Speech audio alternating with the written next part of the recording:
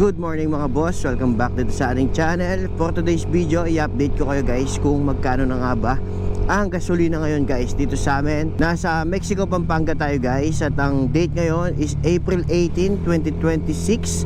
So napakamahal ng gasolina guys. Ngayon, i-update ko lang kayo guys kung magkano na nga ba yung mga presyo ng diesel, unleaded, premium dito sa amin guys. So sakto mga bossing, no, may lakad ako papuntang San Fernando at nandito ako ngayon sa Mexico, Pampanga. Ngayon dadaanan natin guys yung mga gasolinahan na madadaanan dito sa amin at ipapakita ko sa inyo guys kung magkano yung mga presyo nila. Lahat ng gasolinahan na madadaanan natin mga bossing, titignan natin yung gasolina nila mga bossing kung magkano nga ba ngayon. So ayun guys, eto na. Unang-una, meron dalawang gasolina dito sa kanto. Check natin dito. Kaliwa muna tayo guys. Dito sa Greenfield, dito sa kanan ko is yung R1. Tingnan natin yung Greenfield kung magkano. Yan guys, oh, wala nang intro to guys, no? So yung green diesel nila mga bossing is 120 per liter.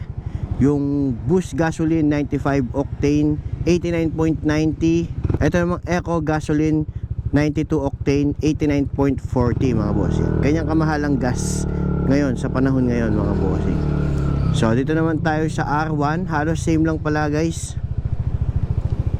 Ito mas mababa ng konti yung diesel nila dito. Yung diesel nila is 119 per liter. Yung super light 89.70. Yung premium naman is 89.67. So halos same lang guys, no?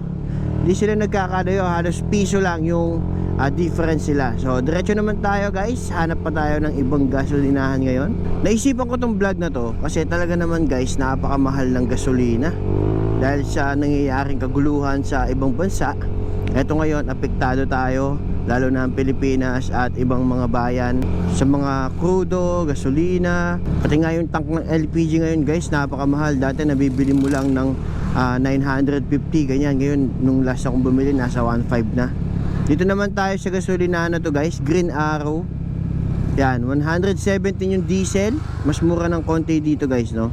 Ng 2 pesos or 3 pesos. Pero yung premium and unleaded nila halos same lang din. 89.77, 89.60. Yung diesel 117. Dati kapag ka 2 bar lang tong NMAX guys, tapos pinapull tank ko siya, maabot lang siya ng 400 ganyan, 450. Ngayon guys, umaabot talaga siya ng nasa 600 plus. Grabe.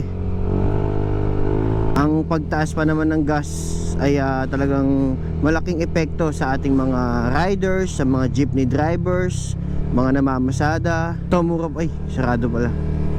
Yan, 52 pa dati guys, so 54, 55. At eto naman, may nakikita tayo ulit na gasolinahan. Yung diesel nila dito guys sa ENOC is 119.20. Yung Eco 91 89, Eco 95 89, Super Premium 97 octane is 95. Yun guys, ayun yung price nila dito. So ulitin ko guys, no, nasa Mexico, Pampanga tayo. So naisipan ko lang talaga guys, etong vlog na tong price update.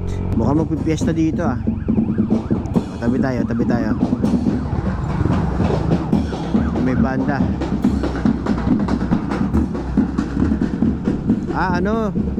Liga ng basketball, baka opening. Ayan, may mga players, may mga muse.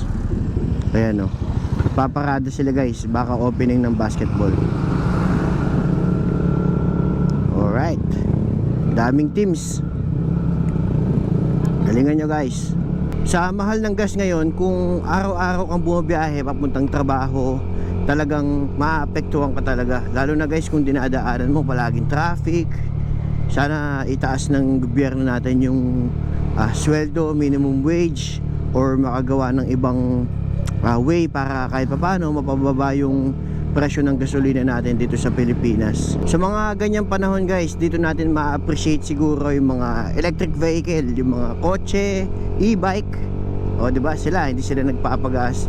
Pero kasi kasabay din ng pagtaas ng gasolina, siguro tataas din ng kahit konti yung electricity bill natin or water bill. Pero yun nga, mas makakatipid ka siguro ngayon kung electric vehicle yung gamit mo. Nakakatuwa lang, kahit napakamahal ng gas, hindi mo makikitang parang nabawasan yung mga sasakyan o motorsiklo sa kalsada Ibig sabihin kahit papaano kayang-kaya pa din guys. Kahit na napakamahal ng gas. Kahit pumunta ka sa mga mall, sa mga park, laging puno pa din guys parang normal lang kahit sobrang mahal ng gas ngayon Check natin dito. But walang price. Yan guys, di natin makita yung price dahil walang nakalagay ngayon dito sa Fuel Master. Yan, dito na tayo sa kabila. Dito tayo sa R1. Punta natin yung gas price nila guys. Parang medyo mas mahal ng konti yata dito. 120 yung diesel, 88 yung super light, premium 89. Hindi, halos same lang pala guys. Halos pare-parehas lang talaga. Buti nga kahit paano nagbaba ng konti yung diesel ngayon kasi umabot na siya ng 140 Ngayon bumaba yata siya ng 20 pesos, bumalik siya sa 120. Dahil nga sa taas ng presyo ng gasolina ngayon, dati kapag ka nagpapadentist kami, magpapadentist kasi kami ngayon guys dito sa San Fernando. Taga Mexico ako guys. Medyo malayo siya ng konti dun sa amin. So dati kapag papadentist kami, nakakotse kami guys. Ngayon sa mahal na nga ng gasolina, mas pinipili na lang namin magmotor talaga para makatipid kahit na medyo malayo. Pero okay lang naman, para makatipid lang din naman ng konti kasi yun, napakamahal. Ito guys sa Jetty yung diesel 120. Dito naman sa RBP Petro Fuels 120.40. Yan, tapos yung unleaded nila is 89. Dito tayo minto guys kasi maraming sasakyan sa likod. PTT station. Check natin magkano yung gasolina dito. Dito medyo mataas guys. Check natin. Ang diesel nila is 120.99. Tama ba? Tapos yung Eco Gasoline 92, Power Gasoline 93. Yan, medyo mataas ng konti dito guys. Pero sakto lang naman. Enoch din to katulad nung nauna kanina. Hintuan din natin para makita din natin. Signal lang tayo. So yung diesel nila is 126. Yung Eco 91, 91. Eco 95, 92. Premium 97 is 98. Alright. Next, gasoline naman tayo. Grabe no, kasi sayang tong nangyari na to guys. Napakamahal ng gas. Dati tumaas na din yan nung unang gera.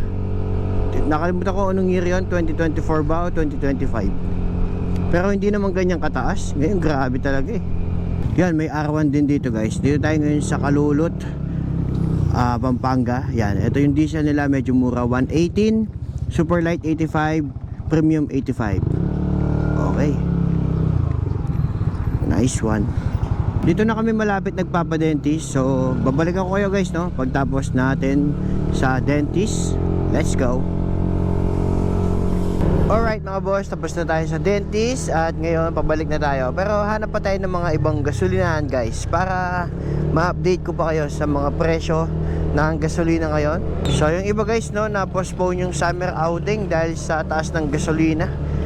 Imbis na nag-outing, nagbabakasyon. Pero yun, tambay na lang muna sa bahay. Yun nga, dahil sa taas ng presyo. Naku, nasira yata mismong kanto pa guys. Hirap na yung ganyan. Ito traffic ngayon, parang may na-aksidente. Okay, eto may dalawa ding gasolinahan dito. Etong pangalan ng isa is iFuel. So check natin yung mga price list nila.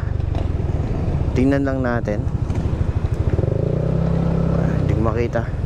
Okay guys, diesel 120, unleaded 86, premium Titan 89. Okay, dito naman tayo sa kabila. Alright, Enoch is 121, diesel, Super Eco 91, Super Eco 95 86, premium 97 95. Alright, let's go. Ito yung tricycle kanina guys. Yan, nag-traffic na din dito sa kabila. Ito naman papuntang Mexico exit. May NLEX dyan. Dito, diretso dito. Counterflow din mga tropa nating riders Traffic kasi guys talaga Yung mga iba bumabalik na. Di nila nahihintay kasi siguro para makatipid na din sa gas. So yun lang guys, maraming salamat sa pagsama niyo sa akin dito sa aking short video tungkol sa update natin sa taas ng gasolina ngayong panahon na to. So mag-ingat kayo palagi mga bossing, no?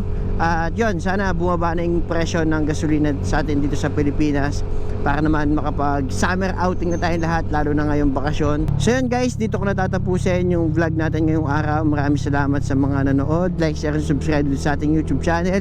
Abangan nyo mga bossing, no, yung mga next content natin. At kita-kita na lang tayo sa ating next video. Salamat!